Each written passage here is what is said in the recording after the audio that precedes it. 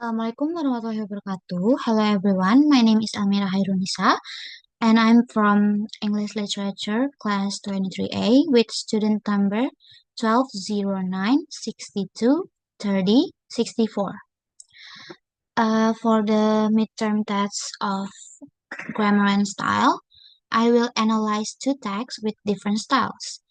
The first one is a persuasive text and the second one is an objective text. The purpose of this presentation is to show how grammar choices influence style, tone, and how the audience perceive the message. For the text, both texts I use discussing the same topic, which is the historical context of Jakarta's old administrative center, Kota Tua. However, they use different grammatical strategies, so the meaning is delivered in various ways. Let me start by showing the two texts I'll use. The first one here is the persuasive text. It presents the history of Kota Tua as a narrative story. The writer addresses the reader directly and explains the reason behind the location through storytelling. For the objective text, present it presenting the same idea but in a factual way. The wording is more formal, direct, and detached, and the structure looks more like a historical report. After seeing the text, I will go into analysis the step by step, starting from sentence variation and voice. In the persuasive text, the simple sentence I choose is the answer lies in purpose because it's short and direct and it emphasizes a conclusion after a question and creates a strong persuasive effect. In the objective text, the simple sentence is displacement is often unexpected. It's used to state a neutral fact. It informs the reader without emotional language. For the complex sentence, in the persuasive text, the complex sentence uses rhetorical questions inside the sentence. I choose here is at first, it might seem strange because why would the center of old Jakarta lie so far from today's administrative core? These structures invites the reader to think and help engage with the story. In the objective text, the complex sentence explains cause and effect using a purpose clause. The administrative center of Batavia was required to be positioned near the northern coastline so that trade activities and control over maritime routes could be effectively managed. This sentence makes the tone more analytical for the objective text. From the sentence structures alone, we can already see there a different tone. And for the next, I will analyzing the the voices of the text. For the voices, there are three different types of voice, which are active, passive, and agentless passive voice. For the active voice, in the persuasive text, the sentence, they place Batavia Administrative Center near the northern coast, uses active voice and highlight the actors they, which makes history feel like human decision. Meanwhile, in the objective text, along the western boundary of Kota Tua runs the Kali Besar Canal. Is also in active voice but without a human actor. The focus is on location rather than intention. And then the persuasive text is avoiding the passive and the agentless passive voice because the passive and the agentless passive voice remove the actor and it want to tell a story. The text want to tell a story, so they didn't use the passive and the agentless passive voice. In contrast, the objective text uses passive voice, which is the location of the earlier city was determined by its primary role as a port to shift the focus from the actors to the historical facts. The objective text also uses the agentless passive voice, which is could be effectively managed. This is to this agentless passive voice is used to maintain a neutral and impersonal tone for the text. Now let's continue to emphasis strategies. We have the first one here is parallelism.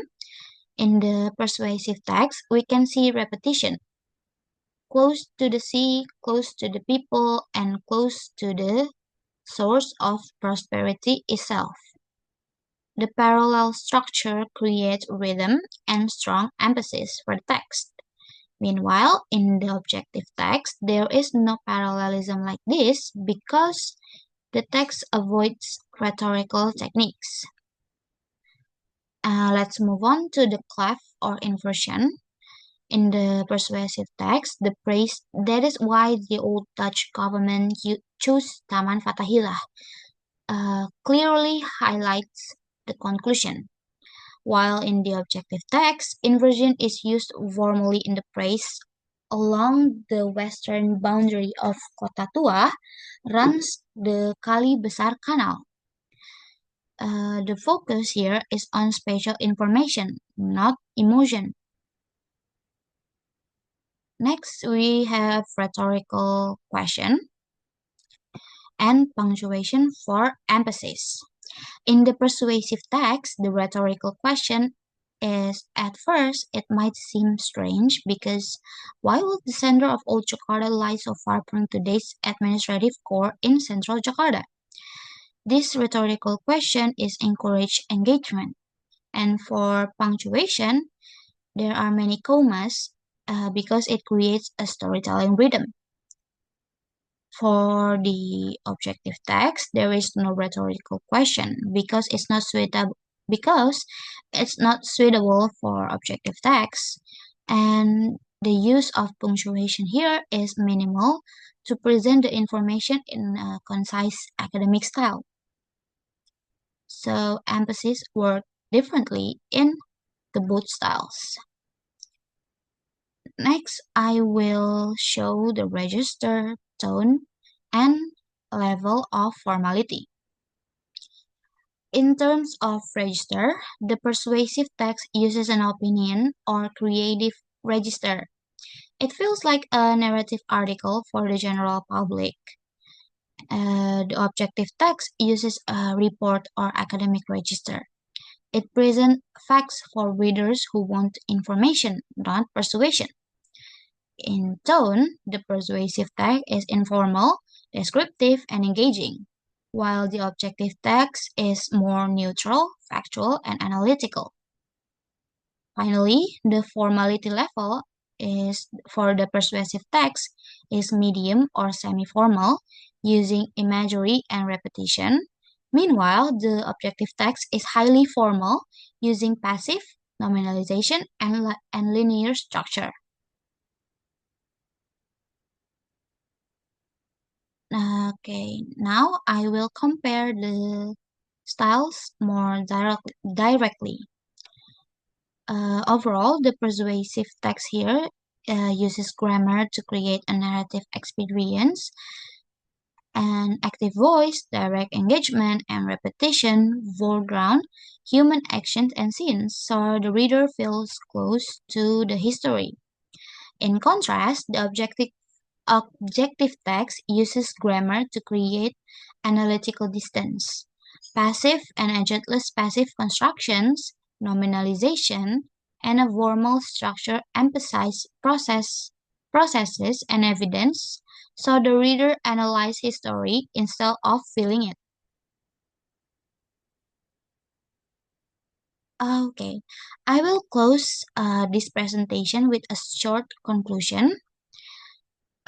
Here In conclusion, sentence variation, emphasize, and register work together to shape each text, each text overall style. In the persuasive text, varied active structures, vivid emphasis, and semi-formal creative register combine to produce a narrative tone that brings reader close to the events. In the objective text, more uniform passive structure, restrained emphasis, and a formal report register work jointly to create distance and highlight factual analysis through this integration. Grammar guides how through the through this integration, grammar guides how the same topic can be experienced either as a story to feel or as information to evaluate. Okay, that's all for my presentation. I hope this presentation will be helpful, and I'm sorry if there are any mistakes. Thank you for listening and thank you for the attention. Wassalamualaikum warahmatullahi wabarakatuh.